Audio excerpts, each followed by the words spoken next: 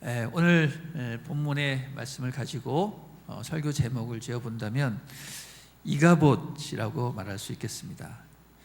이가봇이란 하나님의 영광이 어디로 갔는가라는 뜻입니다. 여러분, 우리가 살다 보면 하나님의 영광이 도대체 어디로 갔는가라는 질문을 하게 되는 경우가 있습니다. 하나님이 과연 살아계시는지, 또 하나님이 살아계시다면 왜 이 땅에 이러한 일들이 일어나는지 도무지 알 수 없는 경우가 있다는 것입니다. 오늘 본문을 보면 하나님의 백성 이스라엘과 이방 민족 블레셋이 전쟁을 하는데, 이스라엘이 블레셋에게 처절하게 패한 것은 물론 함께 가지고 갔었던 언약궤마저 빼앗겨 버린 사건이 나옵니다. 하나님의 언약궤란 하나님의 임재를 상징하는 이스라엘에게 있어서 가장 중요한 물건이죠. 그것을 빼앗겨 버렸으니 하나님께서 블레셋의 그 신인 다곤과의 전쟁에서 지고 그분이 다곤에게 포로로 끌려간 것이나 다름이 없는 그런 충격적인 일이었습니다. 이 엄청난 사건을 계기로 계속 불행한 일들이 벌어지죠.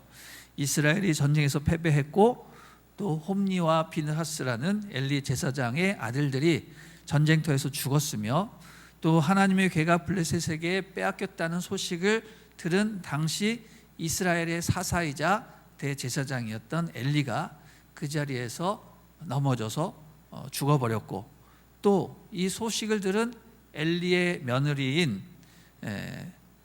비느하스의 아내, 그녀가 임신 중이었는데 그 소식을 듣고 그 자리에서 아이를 낳고 죽어버렸다는 것입니다. 그런데 그 며느리가 죽을 때 외친 절규가 있었는데, 그 말이 바로 이가봇, 하나님의 영광은 어디에 있는가라는 것이었다는 겁니다. 그래서 그 아이가 태어날 때 이가봇이라고 불렀기 때문에 그 아이의 이름을 이가봇, 하나님의 영광이 떠났다라고 지어지게 되었다라는 겁니다. 여러분, 이 일련의 사건들이 도대체 무엇을 의미하는 것이겠습니까? 우선 하나님의 궤가 적군에게 빼앗기게 된 경위를 알아봐야 할 것입니다. 이스라엘은 블레셋과 전쟁 중에 있었습니다. 성경에서의 전쟁은 영적 전쟁의 의미가 큽니다. 전쟁은 하나님께 속한 것으로 이스라엘이 하나님 앞에 거룩하고 그분의 말씀 가운데 있으면 어떤 전쟁에서도 승리하게 되어 있습니다. 반면에 그들이 범죄하고 타락하면 그 벌로 인해서 전쟁에서 지게 되는 것입니다.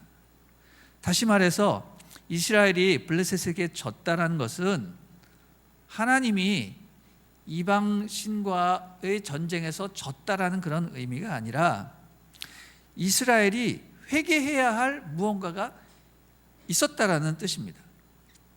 그게 무엇일까요? 성경은 이스라엘의 지도자이자 사사인 엘리가 자신의 해야 할 일을 하지 않은 것으로 말하고 있습니다. 엘리에게는 홈니와 비느하스라는 아주 몹쓸 두 아들을 두고 있었는데, 그들은 제사장으로서 하나님의 성전에 있으면서 아주 상습적으로 성전 제물을 도둑질을 하거나 아주 상상할 수 없는 음란한 짓을 성전에서 해서 하나님의 진노를 쌓았던 것입니다. 그런데 이 사실을 알고도 엘리는 그들을 계도하거나 벌하지 않고 그냥 적당히 타일러 놔둬서 그 죄악이 모든 이스라엘 민족에게 미치게 된 것입니다. 그 결과 이스라엘은 어떻게 됩니까? 영적 계도를 받지 않으니 교만해지고 우둔해져서 블레셋과의 전쟁을 할 때 최선을 다하지 못하고 계속 싸움만 하면은 지다가 계속 질 수는 없지 않습니까? 그래서 그들이 궁여지책으로 생각해낸 게 하나님의 궤를 전쟁터로 가져가면 그들이 승리하게 되지 않을까, 이런 착각을 하게 된 것입니다. 자신의 죄악과 무능을 알고 회개하기는커녕 하나님의 괴만 있으면 승리할 줄로 생각하고 하나님께 물어보지도 않고 언약궤를 성소에서 꺼내다가 전쟁터로 가져갔다가 그만 어떻게 됩니까? 그것을 적군에게 빼앗겨 버리고 만 것입니다. 1차적으로 이 모든 일에 대한 책임은 누구에게 있습니까? 승리의 눈이 멀어서 하나님을 자기 마음대로 유용한 제사장들, 다시 말해 홈리와 비느하스에게 1차적인 책임이 있었지만 그 모든 행동에 제동을 걸지 않고 그냥 방치했던 엘리 제사장에게 더 큰 책임이 있었던 것입니다. 자기 아들들을 올바로 교육시키고 영적으로 깨어서 백성들을 올바른 길로 지도했다면 그런 일이 일어나지 않았을 것입니다. 그런데 성경은 엘리 제사장을 가리켜 그가 잘못됐다, 그에게 책임이 있다라고 직접적인 언급은 하지 않지만 계속해서 엘리 제사장에 대한 언급을 할 때 뭐를 얘기를 하냐면 그는 나이가 많이 들어서 눈이 보이지 않았다. 성전의 불은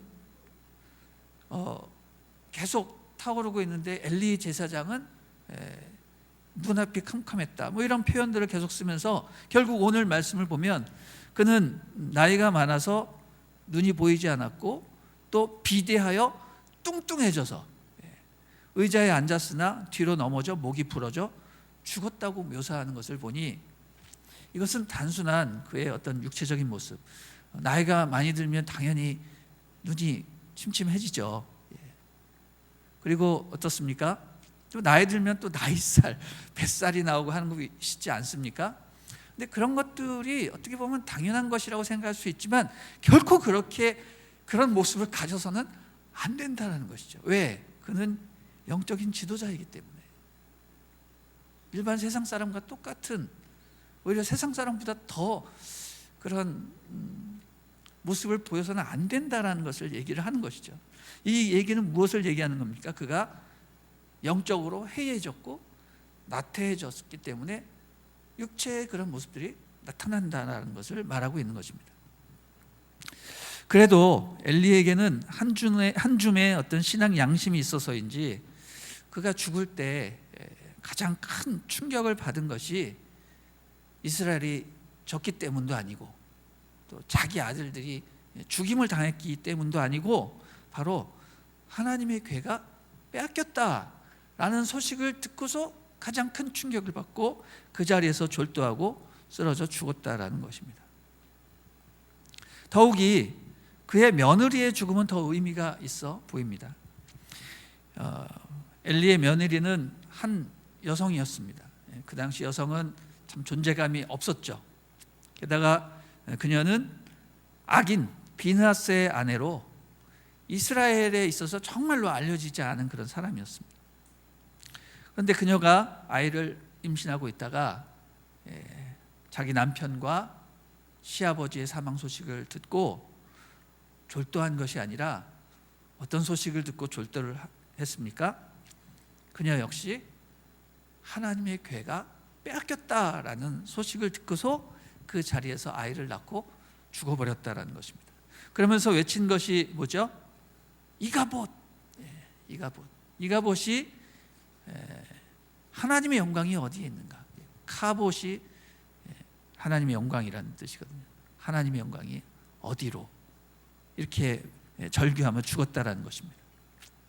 그만큼 이 여인은 하나님의 궤가 없는 세상에 도무지 살 이유가 없음을 표현하며 죽어버린 것이라고 할 수 있을 것입니다. 제가 어렸을 적에 역사책을 읽으면서 한일합방 소식을 듣고서 할복 자살을 한 인물이 있더라고요. 그분이 이제 대한제국의 국무대신인 민영환이라는 분인데 그분이 이제 죽었다라는 그 글을 보면서 어렸을 때 참 답답하다라는 생각을 했습니다.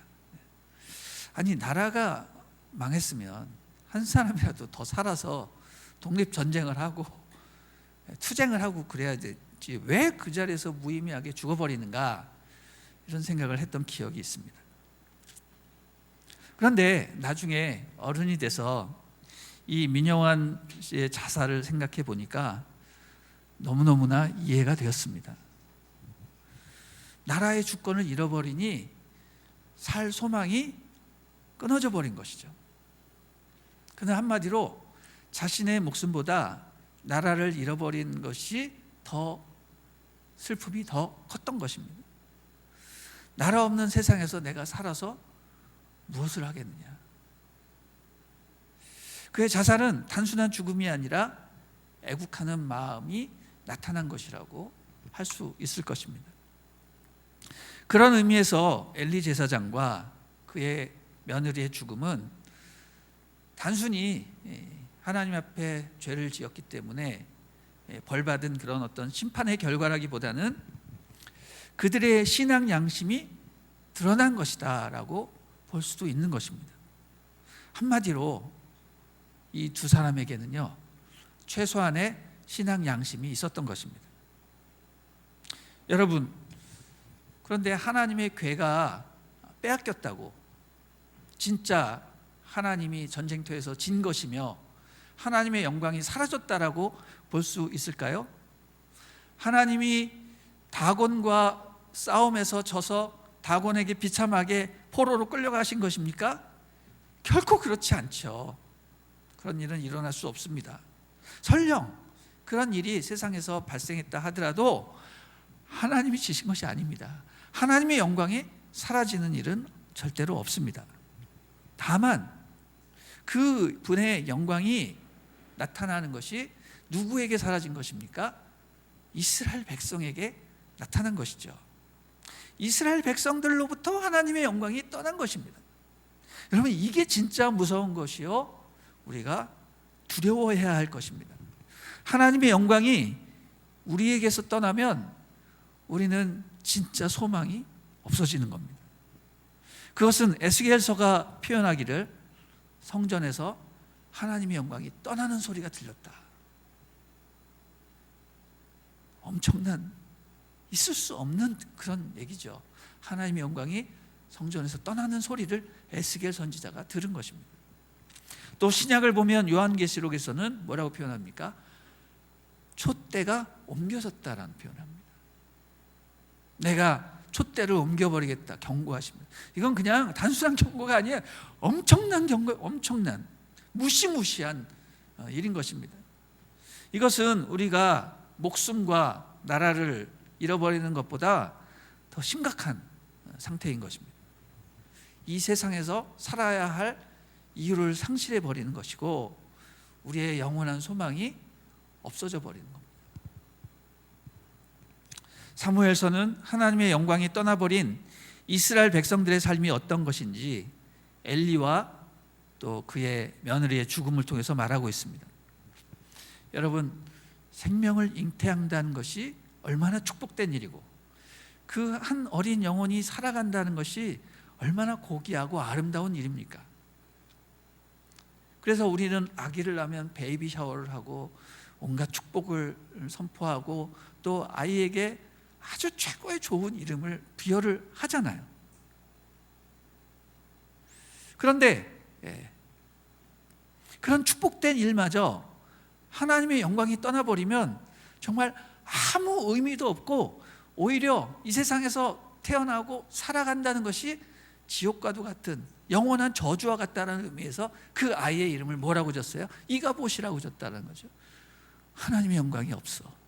너의 얼굴을 보니 하나님의 영광이 떠났어. 이런 저주의 이름을 붙여준다는 거예요. 그만큼 세상에 살 이유가 없어지는 겁니다.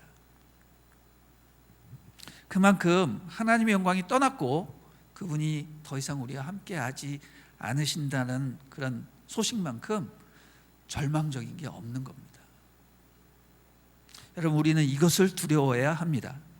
이런 일이 결코 우리의 삶에, 우리의 가정에, 우리의 교회에, 이 나라, 이 민족에 일어나지 않도록 우리는 늘 말씀에 깨어있고 정말 전심으로 기도하며 살아가야 하는 것입니다.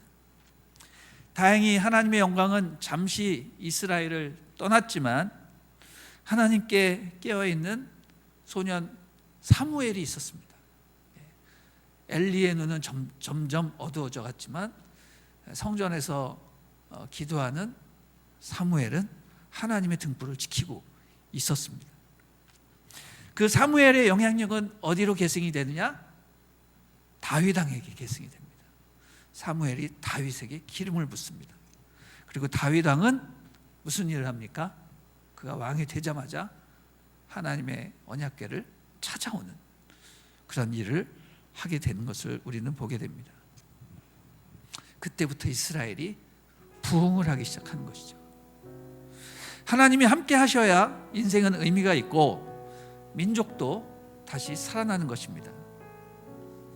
우리의 국권을 일본 제국주의에 의해서 잃어버린 바 되었지만 정말 우리는 불굴의 독립 정신을 가지고 계속 부르짖고 노력을 해서 결국은 하나님의 은혜로 국권을 되찾은 것처럼 우리가 하나님 앞에 깨어있고 죄를 회개하고 하나님 앞에 전심으로 부르짖고 또 그분의 임재와 영광을 사모하게 되면 우리나라는 희망이 있는 것입니다.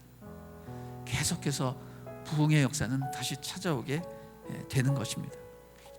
우리가 계속 사무엘서를 묵상하면서 하나님의 임재와 그분의 영광을 계속해서 갈구하고 그분과 늘 함께 있음으로 말미암아 우리가 축복을 누리고 하나님께서 허락하신 이 제사장 민족의 그 꿈을 이루는 그 놀라운 역사가 우리 남양주 온누리 성도들에게 계속 임하기를 주님의 이름으로 축원합니다.